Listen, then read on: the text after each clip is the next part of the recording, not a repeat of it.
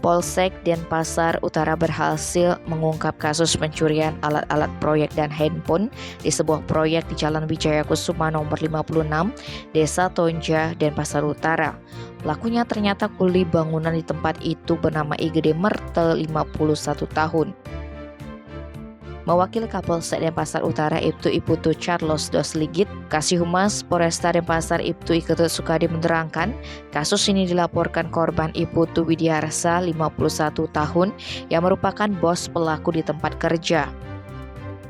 Kejadiannya berawal pada Jumat 22 Juni sekitar pukul 17 saat korban memasukkan alat-alat proyek ke gudang. Namun Sabtu pagi, para buruh heboh karena 2 handphone milik mereka raib. Korban pun mengecek barang-barang proyek yang ada di gudang karena khawatir hilang. Ternyata kekhawatirannya menjadi kenyataan lantaran barang-barang yang dia masukkan ke gudang sehari sebelumnya juga raib. Atas kejadian itu, Widiarsa melapor ke polisi. Menindaklanjuti laporan masyarakat, tim Opsnal Reskrim Polsek Denpasar Utara dipimpin Aibtu Awan Trimaretno melakukan penyelidikan dan olah TKP. Hasilnya didapati bahwa terduga pelaku yang merupakan kuli bangunan di TKP sedang berada di Jembrane. Petugas pun melakukan pengejaran dan berhasil meringkus Merte beserta barang bukti di Jalan Colok, Kelurahan Satria Negara.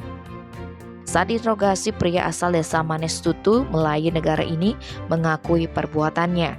Yang bersangkutan mengaku beraksi tengah malam saat korban dan buruh lainnya sedang tidur. Dia dapat menggasak barang dengan mudah karena gudang tidak ada pintunya. Setelah berhasil mencuri, Merte langsung membawa hasil curiannya pulang ke Jembrane menggunakan sepeda motor Honda Vario.